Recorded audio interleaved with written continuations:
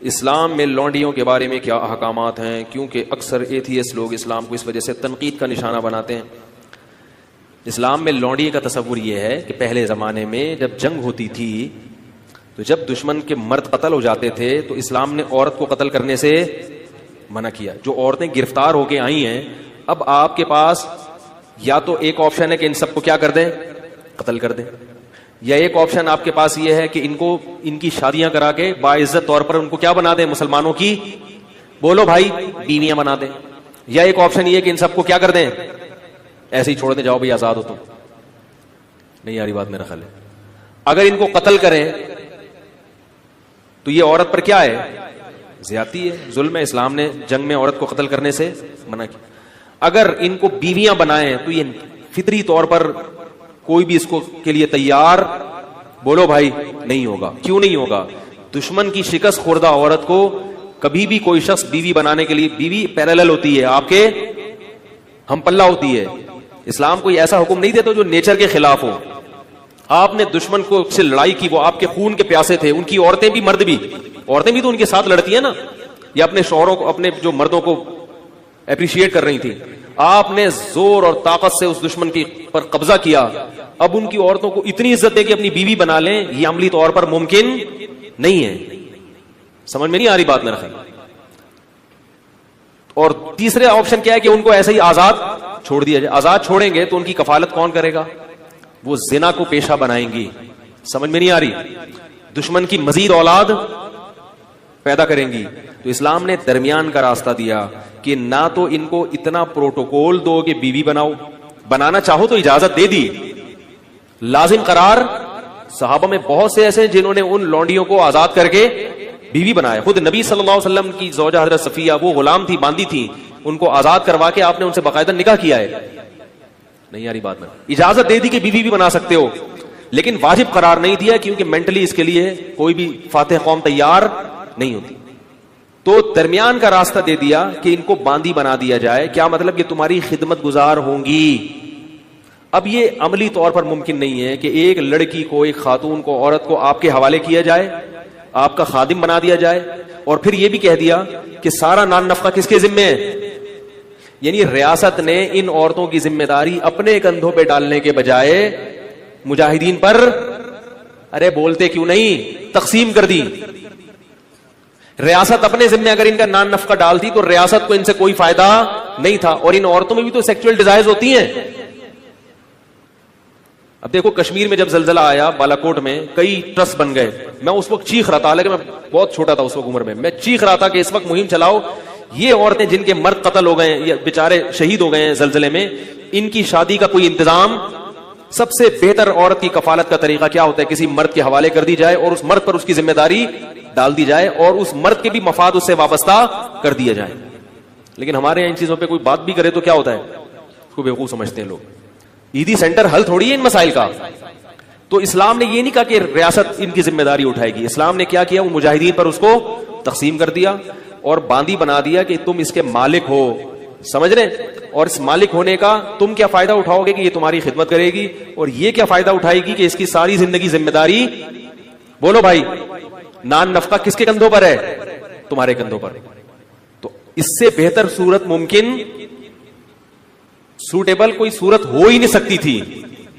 پھر اسلام نے اتنے حقوق دے دیے کہ مجاہدین کی باندی تو بنا دیا, تو اب یہ نہیں ممکن تھا کہ اس سے سیکچوئل ریلیشن کو ناجائز قرار دے دیا جاتا, کیونکہ عملی طور پر ایسا ممکن کہ اس کو کہیں اور شادی سے بھی منع کر رہے ہیں آپ, اور آپ کے گھر میں بھی ہے وہ, اور آپ اس سے, اور اس میں بھی تو یہ اللہ نے خواہش رکھی ہے نا, اس کا بھی فائدہ ہے کہ مولا کو اس سے ریلیشن قائم کرنے کی اجازت دی جائے. اور پھر اس کے وہی احکام دے دیے جو نکاح کے ہوتے ہیں کہ کوئی اور مرد اس کو ہاتھ بولو بھائی.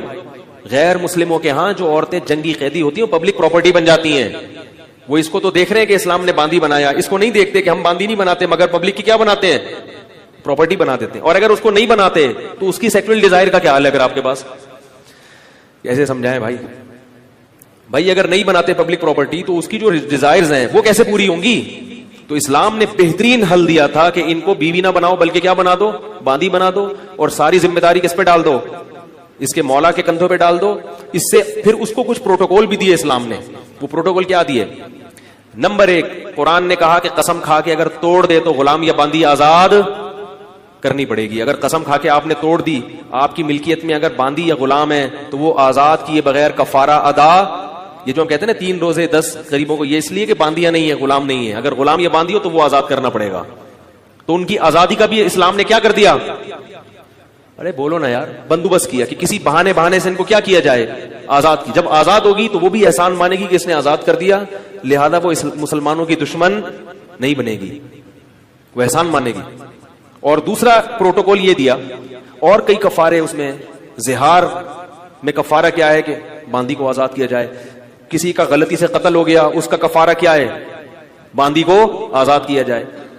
اور پھر ویسے بھی کہہ دیا کہ اگر کسی نے ایک دفعہ بھی زبان سے کہہ دیا کہ باندی آزاد جو ہے یہ کام کرے گا, یہ والا بھگوان یہ کام کرے گا, یہ والا بھگوان یہ کام, حالانکہ خود ہی اس بھگوان کو مارکیٹ سے خریدنے. تو کہا جاتا ہے کہ ابراہیم علیہ السلام کے جو والد تھے, اچھا ایک نئی شوشا یہ بھی چھوڑ دیا ہے. ابھی وہ ساحل ادیم صاحب کا آیا ہے نا کلپ, اس میں ایک عالم صاحب بحث و تکرار, ٹی وی میں بھی مرغے لڑانے کا پروگرام ہوتا ہے ٹی ویوں میں, یعنی مرغوں کی طرح مذہبی اسکالر کو لڑا رہے ہوتے ہیں. دیکھو ابراہیم علیہ السلام کے باپ کے بارے میں قرآن میں جگہ جگہ ہے کہ وہ مشرک تھے اور ابراہیم علیہ السلام نے ان کو نصیحت کی. باپ سے چچا مراد نہیں ہے, مراد چچا ایک الگ ایک ہے, ہمارے جاننے والے مراد چچا کہتے ہیں لوگ ان کو, لیکن یہاں چچا مراد بولو نہیں ہے. بعض لوگوں کو عادت ہوتی ہے پوری قوم ایک طرف جا رہی ہے, ایک نیا شوشہ بیچ میں لے آؤ. ٹھیک ہے, باپ اب کا لفظ عربی میں مجازن چچا پہ اطلاق ہو سکتا ہے, لیکن مجاز کے لیے کوئی دلیل چاہیے ہوتی ہے. بغیر دلیل کے ایک لفظ سے حقیقت کے بجائے مجاز مراد لینا یہ جائز نہیں ہے. اور ایک جگہ ہو تو بات ہے نا, ہر جگہ قرآن ان کو باپ کہہ رہا ہے. وَإِذْ قَالَ إِبْرَاهِيمُ لِأَبِيهِ آزر, اللہ نام بھی بتا رہا ہے, ابراہیم نے اپنے باپ آزر سے کہا. تو اتنی جگہ اللہ باپ باپ باپ باپ باپ مشرک باپ مشرک باپ. پھر حدیث میں آتا ہے قیامت کے دن ابراہیم علیہ السلام کہیں گے, اے اللہ تو نے مجھے کہا تھا کہ تو مجھے قیامت کے دن رسوا نہیں کرے گا, اس سے بڑی رسوائی کیا ہوگی کہ میرے باپ کو جہنم کی آگ میں ڈالا جا رہا ہے. تو اگر وہ چچا ہوتے تو پھر وہاں باپ کا لفظ تھوڑی استعمال ہوتا, اور وہ رسوائی تھوڑی ہوتی, باپ سے ایک رشتہ ہوتا ہے. اللہ کہیں گے کہ میں نے مشرک پر جنت کو حرام کر دیا ہے. اب ابراہیم علیہ السلام کو جو ایک دل میں ایک تکلیف محسوس ہو رہی تھی, اس سے بچانے کے لیے حدیث میں ہے کہ ان کے والد کا چہرہ تبدیل کر دیا جائے گا, وہ چہرہ تبدیل کر دیا جائے گا. پھر قرآن کہتا ہے ابراہیم نے اپنے والد, قرآن کہتا ہے کہ کسی کے لیے بھی اپنے مشرک والدین کے لیے دعا کی اجازت نہیں ہے, نہ باپ کے لیے نہ ماں کے لیے. پھر ایک اشکال ہوتا ہے, ابراہیم علیہ السلام نے تو اپنے باپ کی مغفرت کے لیے دعا مانگی. اللہ اس اشکال کا جواب دیتا ہے کہ ابراہیم نے اپنے باپ سے وعدہ کر لیا تھا میں آپ کی مغفرت کے لیے دعا مانگوں گا, تو وہ دعا مانگی, لیکن جب اللہ نے پابندی لگا دی تو دعا مانگنا چھوڑ دی. اتنی وضاحت کے بعد بھی آپ کہو کہ باپ سے مراد چچا ہے, تو پھر تو قرآن کی کوئی آیت بھی, ہر آیت پر اعتماد اڑ جائے گا. ہو سکتا ہے نماز سے مراد زکات ہو, زکات سے مراد حج ہو, حج سے مراد شادی ہو, شادی سے مراد طلاق ہو, اور طلاق سے مراد ولیمہ ہو. ایسے تو مبہم بھائی کچھ بھی کھینچتان کے لگا دو, سیدھے سیدھے جو آیت ہے وہی ہے نا. اور اس کی دلیل یہ دی جاتی ہے کہ انبیاء کا نسب پاک ہوتا ہے, انبیاء کے نسب میں کوئی خلل نہیں ہوتا. تو یہ جو حدیث میں آتا ہے نا وَلِدْتُ مِن نِكَاحٍ لَا مِن سِفَاحٍ لَا مِن صِفَاحٍ, کہ آدم سے لے کے انبیاء کا تمام نسب پاک ہوتا ہے. تو اس پاک سے مراد توحید پرست نہیں ہے, اس پاک سے مراد ہے اس میں زنا نہیں ہوتا, حلال نسب ہوتا ہے انبیاء کا. انبیاء کے آباء و اجداد میں کافر تو ہو سکتے ہیں, زانی نہیں ہوتے, کیونکہ اللہ انبیاء کے نسب کو محفوظ رکھتا ہے. لوط علیہ السلام کی بیوی کافرہ تھی, زانیہ نہیں تھی, دوسروں کو بدکاری کے راستے بتاتی تھی, خود زنا نہیں کرتی تھی, کیونکہ یہ نبی کے لیے بہت بڑا عیب ہے. بیوی کا کافر ہونا عیب نہیں ہے, زانیہ ہونا بہت بڑا عیب ہے. انسان کسی کو منہ دکھانے کے قابل نہیں رہتا. دیکھو اسلام نے اجازت دی, یہودی یا عیسائی عورت سے آپ شادی کر سکتے ہو, اجازت دی ہے نا اسلام نے, قرآن میں ہے. اب آپ کی بیوی کرسچن ہے, آپ ذلت نہیں ہوگی آپ کو اس میں, یہ میری وائف ہے بھائی, یہ کرسچن ہے, میں اپنا مذہب ہے, اس کا اپنا مذہب, یہ چرچ جاتی ہے, میں کہاں جاتا ہوں مسجد. اس میں کوئی ذلت محسوس نہیں ہوگی انسان کو. ہاں لوگ ترغیب دیں گے بھائی اس کو بھی مسلمان کر لے وغیرہ وغیرہ، اس سے آگے نہیں. لیکن آپ کی بیوی مسلمان ہے، تہجد گزار ہے، آپ تعارف کروانے تہجد گزار تو ہیں لیکن یہ کلبوں میں جاتی ہیں اور ان کے وسیم سے بھی تعلقات ہیں، سلیم سے بھی ہیں، لیکن پرسنل معاملہ ان کا ایکچولی. بھائی عیسائی تھی تو وہ لوگ کہہ رہے ہیں یہ تو چرچ جا رہی ہے، آپ کیا کہو گے؟ بھائی اس کا پرسنل معاملہ ہے، میں مذہب میں کسی کو مجبور نہیں کر سکتا. That's all. بات کیا ہو جائے گی؟ ختم. معقول جواب دے دیا نا آپ نے. یار کسی کو گن پوائنٹ پہ تھوڑی میں مسلمان کر سکتا ہوں. اب اللہ نے مجھے اجازت دی ہے عیسائی عورت سے نکاح کی تو عیسائی سے نکاح ہو گیا، وہ چرچ جا رہی ہے، اس کا مذہب ہے بھائی، اپنا مذہب زبردستی کسی پہ تھوپا نہیں جا سکتا، کوئی بےزتی نہیں ہوگی آپ کی. لیکن آپ سے کسی نے پوچھا آپ کی وائف، کہتے ہیں میری وائف لبرل ہے تو مسلم لیکن کیا ہے؟ لبرل، اور بڑی پکی مسلمان ہے، تہجد گزار ہے، تراویح بھی پوری 20 رکعتیں پڑھتی ہے، 8 والی نہیں مانتی، ٹھیک ہے نا. اتنی زیادہ فنڈامنٹلسٹ ہے، اور پوری آپ نے رپورٹیں پیش کر دی تہجد گزار ہے یہ ہے. تو بس آپ کہتے ہیں بس ایک تھوڑی سی چھوٹی سی اس میں خرابی ہے کہ وہ وسیم سے بھی اس کے تعلقات ہیں، غفار سے بھی، سلیم سے بھی، اور جمشید سے بھی، اور فل تعلقات ہیں. اگلا کہے گا بھائی تو کیا کر رہا ہے، تو اس کو روکتا نہیں. کہنے دیکھیں جب آپ کی وائف عیسائی ہو کے چرچ جاتی ہے آپ نہیں روک سکتے، تو میں اگر جمشید سے تعلقات تو میں کیسے روک سکتا ہوں اس کو؟ اگلا کہے گا شرم سے ڈوب کے مر جا. جتنی گالیاں اس کو آئیں گی نا پارسل کر دے گا آپ کو.